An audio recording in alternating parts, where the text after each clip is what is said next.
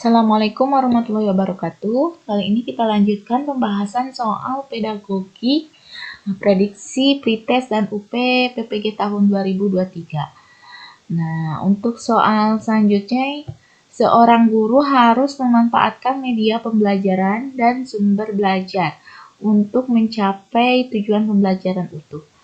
Pernyataan berikut yang benar terkait dengan media pembelajaran adalah: A. Media pembelajaran yang paling baik adalah media yang berbasis TIK. B. Sebuah media dapat digunakan untuk semua kegiatan pembelajaran. C. Semua media pembelajaran sama cara pemanfaatannya. D. Media dapat digunakan sebagai pembawa pesan dalam suatu kegiatan pembelajaran. E. Memilih media tidak perlu banyak pertimbangan agar tidak merepotkan. Nah, di sini pernyataan yang benar terkait dengan media pembelajaran. Di sini pilihan jawaban yang A, media pembelajaran yang paling baik berbasis TIK, karena semua media itu tidak berbasis TIK, jadi ini kurang cocok. Sekarang yang B, sebuah media dapat digunakan dari semua kegiatan, memang benar untuk semua kegiatan, tapi tidak sama medianya. Kemudian yang C, semua media pemanfaat medianya sama, cara pemanfaatannya tidak semua media itu sama cara memanfaatkannya, ada yang berbeda-beda. Nah, jadi inti dari media itu adalah ini, media dapat digunakan sebagai pembawa pesan dalam suatu kegiatan pembelajaran, karena salah satu fungsi dari media itu adalah mempermudah suatu materi dalam proses pembelajaran agar lebih dipahami oleh siswa. Nah, kalau yang E itu udah pasti kurang tepat.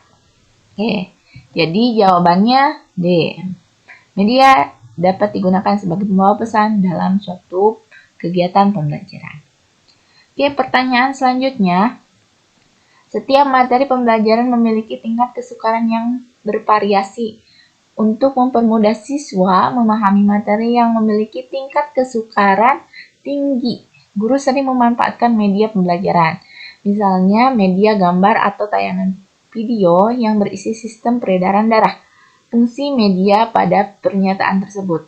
Di sini salah satu fungsi dari media ya. Di sini ada tingkat kesukaran dari materi dengan cara memanfaatkan media gambar ataupun video. Contohnya itu sistem peredaran darah. Karena sistem peredaran darah ini tidak dapat dilihat oleh mata secara langsung, berarti ini konsepnya itu adalah abstrak ya, tidak dapat dilihat secara langsung. Nah, berarti fungsi dari media ini adalah membuat yang tidak nyata itu seperti nyata, nah atau kelihatan gitu. Nah, jadi jawaban yang paling betul itu yang mana? Coba, yang A, menampilkan objek yang terlalu besar, B, menampilkan objek yang sulit diamati, C, membuat konkret konsep yang abstrak, D, menampilkan objek yang tidak dapat diamati dengan mata telanjang, E, membawa objek yang berbahaya atau sukar didapat di dalam lingkungan belajar.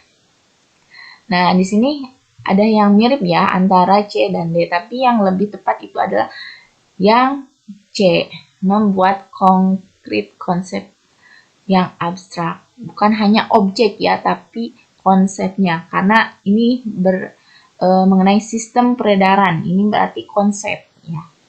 Oke, pertanyaan selanjutnya.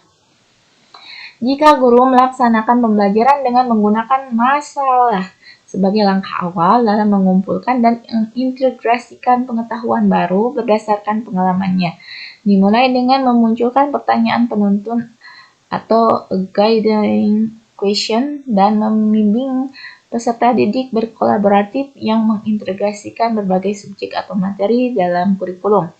Pembelajaran yang dilaksanakan oleh guru merupakan strategi pembelajaran: A. Project based learning, B. Kontekstual, C. Discovery learning, D. Problem based learning, E. Inquiry learning. Dari sini kita lihat ada masalah. Berarti kalau berbasis masalah bisa project, bisa problem, bisa inquiry. Tapi di sini ada kata kuncinya itu membimbing peserta didik berkolaboratif yang mengintegrasikan berbagai objek, materi, dan kurikulum. Nah, kalau problem based learning itu hanya mengungkap atau memberikan solusi saja, tapi tidak mengintegrasikan berbagai subjek atau materi. Kalau inquiry juga sama, hanya memberikan solusi,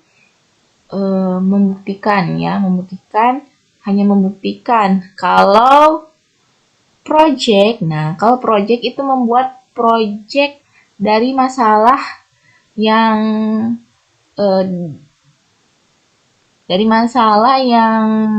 diperoleh, kemudian dicari solusi dan membuat project untuk solusinya. Jadi solusinya itu berupa project.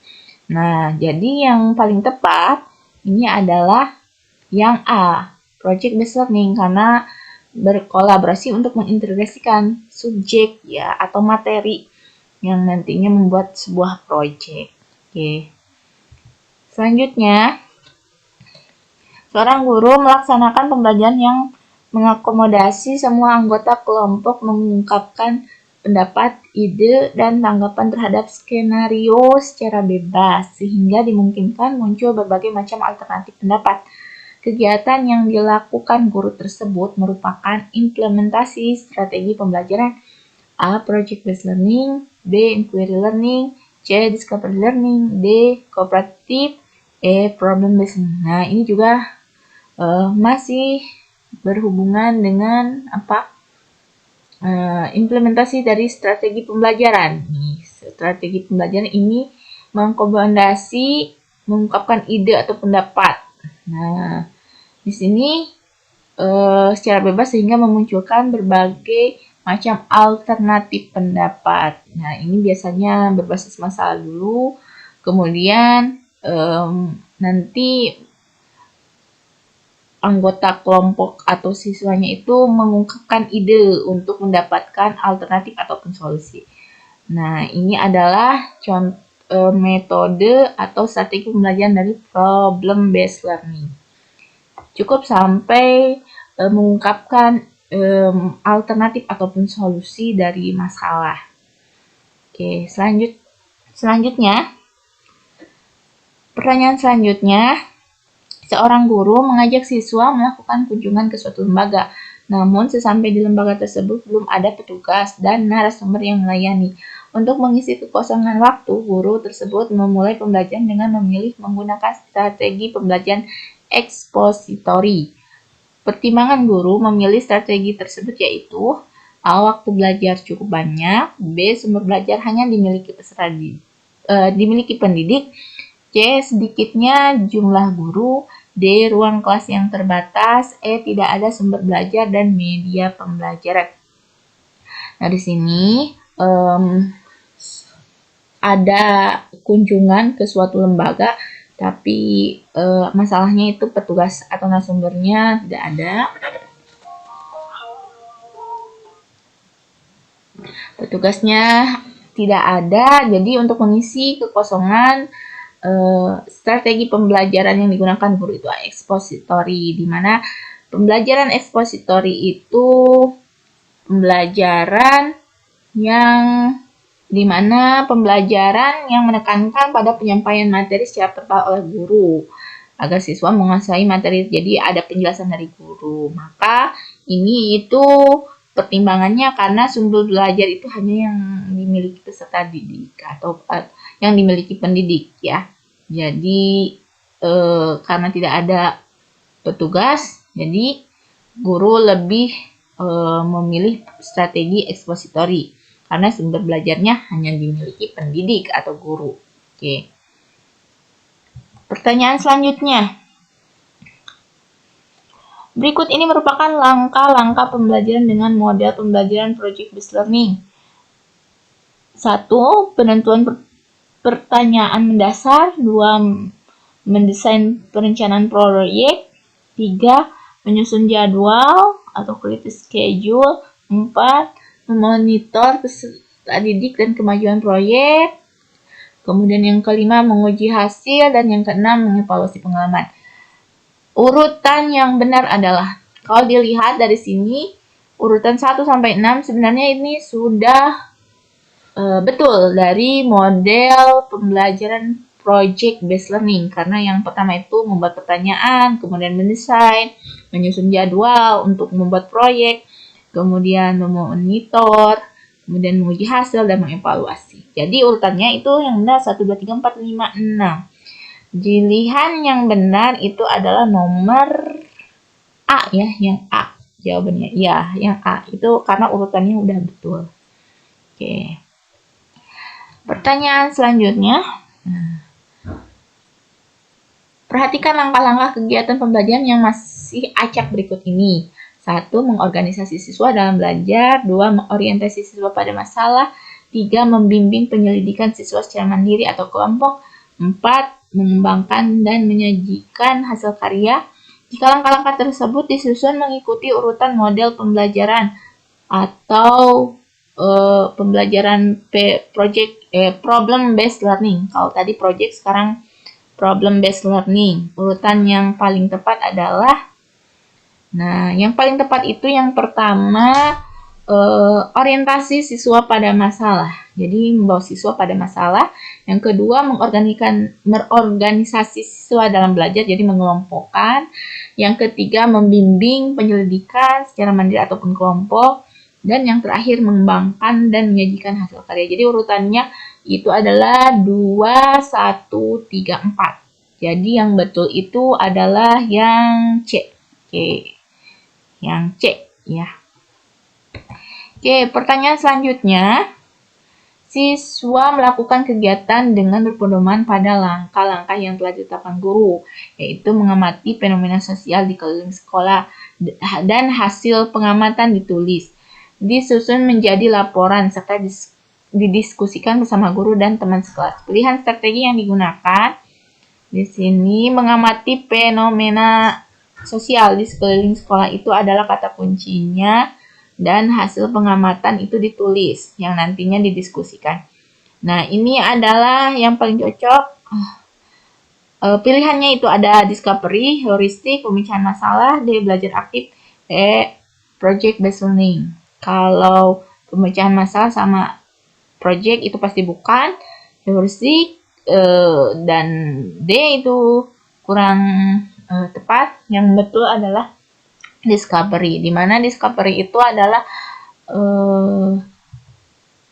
proses untuk memahami suatu konsep ataupun materi secara aktif dan mandiri untuk nanti kemudian dibuat kesimpulan. Nah, di sini kan mengamati fenomena sosial di sekeliling sekolah, kemudian ditulis dan nanti didiskusikan yang nantinya itu dibuat sebuah kesimpulan. Nah, makanya itu adalah pilihan strategi yang digunakan adalah discovery. Oke. Pertanyaan selanjutnya. Seorang guru ingin membelajarkan dengan menggunakan strategi pembelajaran kooperatif. Maka urutan tahapan yang tepat pada model pembelajaran kooperatif adalah A. Orientasi, bekerja kelompok, kuis, penghargaan kelompok. B. Kuis, penghargaan kelompok, bekerja kelompok, orientasi. C. Kuis, belajar kelompok, orientasi, penghargaan kelompok. D. Orientasi, penghargaan kelompok, bekerja kelompok, kuis. E. Orientasi, pengamatan, bekerja kelompok, kuis, penghargaan kelompok. Di sini yang paling tepat untuk model kooperatif itu adalah yang pertama adalah orientasi, kemudian bekerja kelompok, kemudian kuis, dan penghargaan kelompok. Jadi yang paling betul adalah A jawabannya. Oke, mungkin hanya itu untuk bagian ketiga dari pembahasan soal prediksi pretest dan UP tahun 2023. Mudah-mudahan video yang saya buat tentang pembahasan soal bagian 1, 2, dan 3 itu ada yang muncul pada saat nanti Bapak dan Ibu pretest ataupun UP. Biasanya mungkin ada perbedaannya untuk setiap mapel, ada pemasukan, ada dimasukkan atau disisipkannya materi pada soal pedagogik yang saya bahas, misalnya pada pedagogi khusus mapel IPA yang sudah saya buat di video yang saya sarankan ini. Nah, mudah-mudahan video yang saya buat ini bermanfaat. Mudah-mudahan Bapak dan Ibu juga lulus pada saat nanti UP ataupun pretest. Terima kasih, sampai jumpa di video pembahasan berikutnya. Wassalamualaikum warahmatullahi wabarakatuh.